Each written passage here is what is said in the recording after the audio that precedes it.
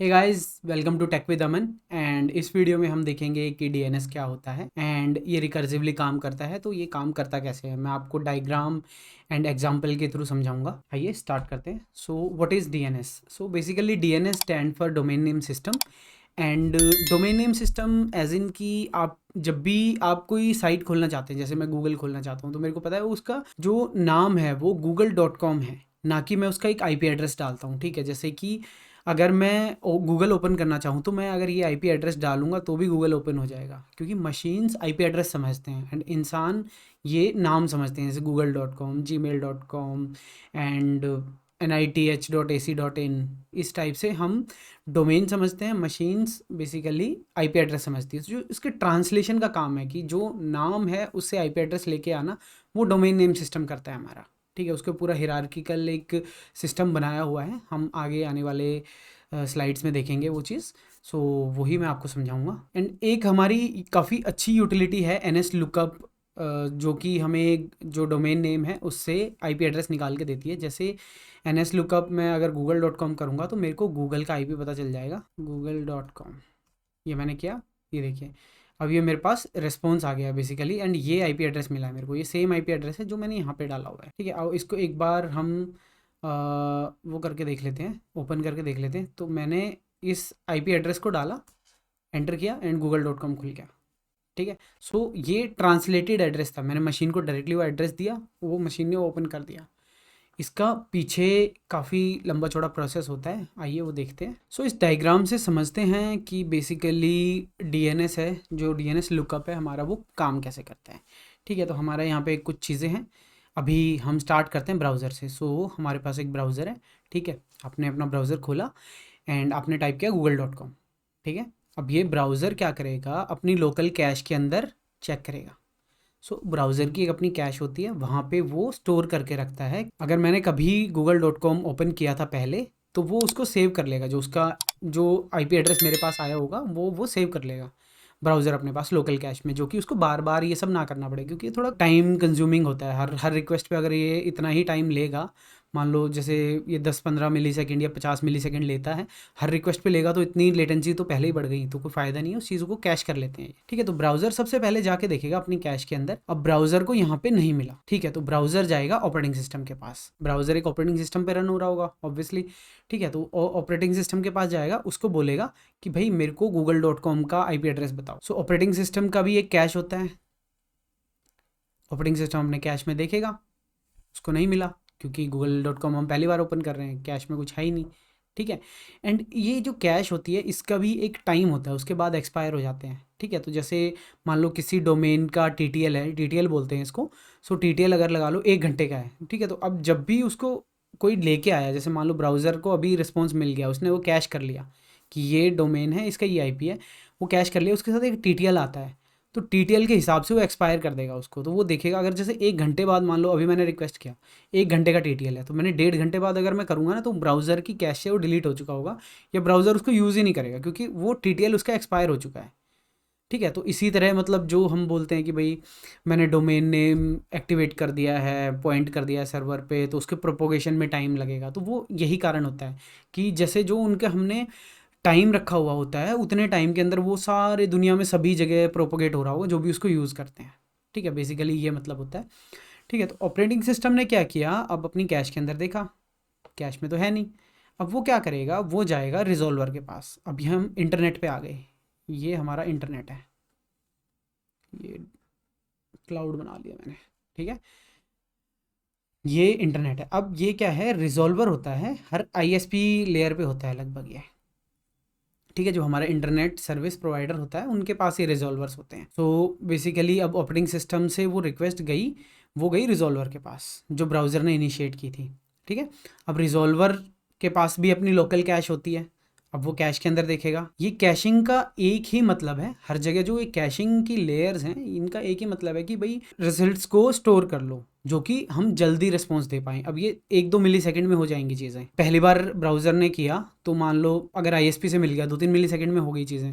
हर बार अगली बार क्या है, उसके लोकली मिल गई, तो उसको टाइम ही नहीं लगेगा बिल्कुल भी ओपन करने में। ठीक है, तो ऐसे होता है, कैशिंग इसीलिए करते हैं कि भाई हाँ हम जल्दी रिस्पॉन्स दे पाएँ, एंड उस कैश का एक टाइम होता है कि उतने टाइम बाद वो एक्सपायर हो जाएगी, एक्सपायर होगी तो वो दोबारा लेके आएगा। ठीक है, मान लो कि भाई आईएसपी के पास भी नहीं है। अब आईएसपी बोला मेरे पास तो भाई google.com, मैं नहीं जानता कौन है भाई, मैं जानता नहीं, बट एक काम करता हूँ, मैं तुम्हें रूट सर्वर के पास भेज देता हूँ। तो उसने जो रिक्वेस्ट थी, रिजोल्वर ने रिक्वेस्ट भेजी रूट सर्वर के पास। अब रूट सर्वर को उसने बोला भाई मेरे को google.com बताओ कौन है। अब रूट सर्वर क्या है, दुनिया में 13 रूट सर्वर है और ये ग्लोबली डिस्ट्रीब्यूटेड है। रूट सर्वर उसको बोलता है कि भाई मेरे पास आईपी एड्रेस तो नहीं है, बट मैं क्या करता हूँ, मैं तुम्हें जो टॉप लेवल डोमेन सर्वर है उसका मैं आईपी एड्रेस दे देता हूँ। तो इसने इसको रिटर्न किया TLD, ये रिजोल्वर को रिटर्न किया है, उसने आईपी रिटर्न कर दिया। मान लो ये जैसे TLD सर्वर होते हैं हमारे, .com का सर्वर हो गया, .net का हो गया, तो इसके अंदर सोचो .com का सर्वर के, मान लो मेरी google.com थी, तो उसने जो रूट सर्वर है उसने मेरे को .com वाले जो सर्वर है, टॉप लेवल डोमेन सर्वर है, उसका मेरे को आईपी दे दिया। अब दुनिया में के अलावा जो भी डोमेन्स हैं जैसे .net, .io जितनी भी है वो सब अब हट गई। अब खाली मेरे पास .com के डोमेन्स के लिए जाऊंगा मैं उसके पास, ठीक है, जो हमारा टॉप लेवल डोमेन सर्वर है। तो अब ये रिजोल्वर क्या करता है, रिजोल्वर फिर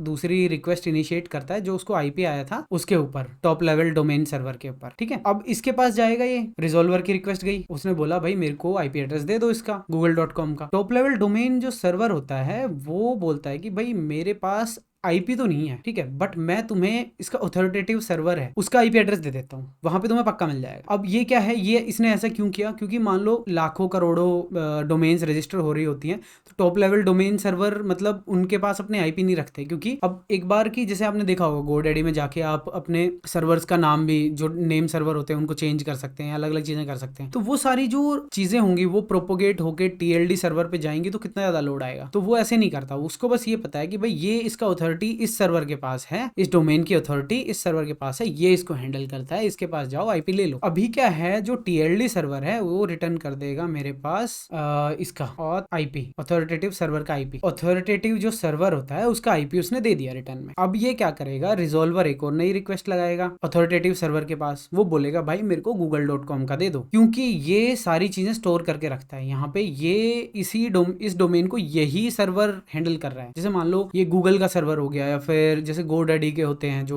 cPanel टाइप्स होते हैं, उसके अंदर आप अपना चेंज कर सकते हैं, मतलब अपने डोमेन को मैनेज कर सकते हैं, तो ये उस टाइप के सर्वर होते हैं। वहां पे आपके पास मैपिंग होगी कि हाँ ये जो google.com है इसका ये आईपी एड्रेस है, तो ये आईपी रिटर्न कर देगा। इसने रिटर्न कर दिया आईपी जो उसने मांगा था google.com, ठीक है। अब रिजोल्वर आते ही ऐसे ही नहीं है कि भाई दे देगा और भूल जाएगा, नहीं, रिजोल्वर अपनी कैश में भी डाल लेगा। अभी मान लो नेक्स्ट रिक्वेस्ट कहीं और से आई उसके जस्ट बाद, तो रिजोल्वर अपने यहीं से रिटर्न कर देगा, उसको आगे नहीं भेजेगा कि भाई हाँ तू रूट सर्वर पे जा, फिर उसके बाद वो TLD सर्वर पे भेजेगा उसको, फिर अथॉरिटेटिव सर्वर्स के पास भेजेगा, तो उसमें टाइम लगता है। तो ये क्या है, अपने पास रख लेगा, और ये कितनी देर तक रखेगा वो हमारा TTL डिसाइड करेगा कि उस डोमेन के अंदर TTL कितना है। जैसे आप डोमेन कॉन्फ़िगर करते हो अपनी, तो उसके अंदर TTL होता है आपका, वो आपको एक इस तरह से स्टोर करना पड़ता है, इस तरह से सेट करना पड़ता है कि वो ज्यादा लंबा भी ना हो। अब लंबा होगा तो आपके DNS प्रोपोगेशन में इशू आएंगे, टाइम लगेगा, मतलब इशू तो क्या आएंगे, ठीक है। और अगर छोटा होगा तो अब ये जो रिजोल्वर है ये बार बार क्वेरी करेगा उसके लिए, तो वो ट्रैफिक बहुत ज्यादा बढ़ा देगा। तो एक सॉफ्ट पॉइंट पे हम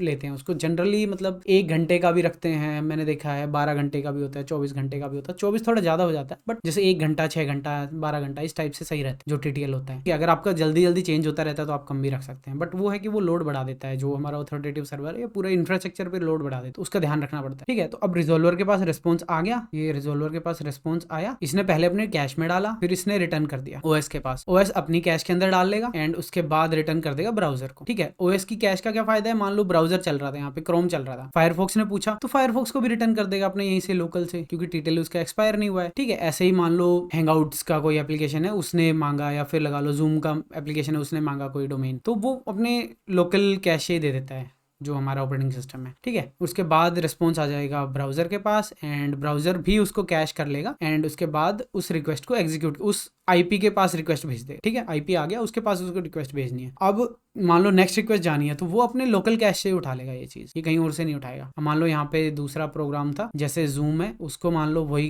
कनेक्ट करना था, तो जूम ऑपरेटिंग सिस्टम के पास जाएगा, ऑपरेटिंग सिस्टम ही रिटर्न कर देगा, उसको ज्यादा आगे जाने की जरूरत ही नहीं है, क्योंकि ये टाइम कंज्यूमिंग है काफी। और इसीलिए होता है कई बार कि हम नई रिक्वेस्ट ओपन करते करते हैं, एक पहली बार रिक्वेस्ट ओपन करते हैं ब्राउजर पे कई दिनों के बाद, तो वो थोड़ी स्लो होती है हल्के सी, तो इस टाइप से हो जाता है। ठीक है, तो ये फंडा है इसका पूरा, एक बार मैंने लिखा भी हुआ है, इसको देख लेते हैं। सबसे पहले कोई रिक्वेस्ट गई तो उसको ब्राउजर अपने पास चेक करेगा, अपने कैश के अंदर, फिर ऑपरेटिंग सिस्टम की कैश के अंदर, फिर वो जाएगा रिजोल्वर के पास। एंड एक चीज और, यहाँ पे आपने देखा होगा रिजोल्वर सारा काम कर रहा था, ये जो रिजोल्वर था ये सारा काम ये कर रहा था, ये ब्राउजर या फिर ऑपरेटिंग सिस्टम इसके पास रिक्वेस्ट नहीं भेज रहे थे, वो रिजोल्वर पे वेट कर रहे थे, रिजोल्वर सारी चीज करके देगा इनको। तो ये फिर क्या है कि आज द रिजोल्वर सर्वर, रिजोल्वर अपनी कैश में चेक करता है एंड फिर वो पूछता है कि भाई रूट सर्वर से पूछता है कि भाई मेरे को दे दो उसका आईपी, बट उसके पास होता नहीं है। रूट सर्वर क्या करता है, उसको टॉप लेवल डोमेन सर्वर का आईपी दे देता है। टॉप लेवल डोमेन सर्वर होता है वो ऑथोरिटेटिव सर्वर का आईपी दे देता है, एंड उसके बाद ऑथोरिटेटिव जो नेम सर्वर होता है वो आईपी रिटर्न करता है इन द एंड, एंड वो आईपी रिजोल्वर कैश करता है, ओएस कैश करता है, एंड उसके बाद ब्राउजर कैश करता है एंड उसको यूज़ कर लेता है। Please like share and subscribe करें वीडियो को, बहुत ज़्यादा मेहनत लगती है बनाने में, और आप अगर लाइक करेंगे तो आप जैसे और लोग हैं जो इस टॉपिक में इंटरेस्टेड है उनको ये दिखाया जाएगी, ये वीडियो बहुत ज़्यादा दिखाई जाएगी। ठीक है, तो उनको सजेस्ट की जाएगी, तो इससे मेरे को हेल्प मिलेगी, यूट्यूब को, सबको हेल्प मिलेगी। एंड शेयर करें दूसरों के साथ जो लर्न करना चाहते हैं सिस्टम डिज़ाइन रिलेटेड चीज़ें, एंड सब्सक्राइब करें मेरे चैनल को। Thank you.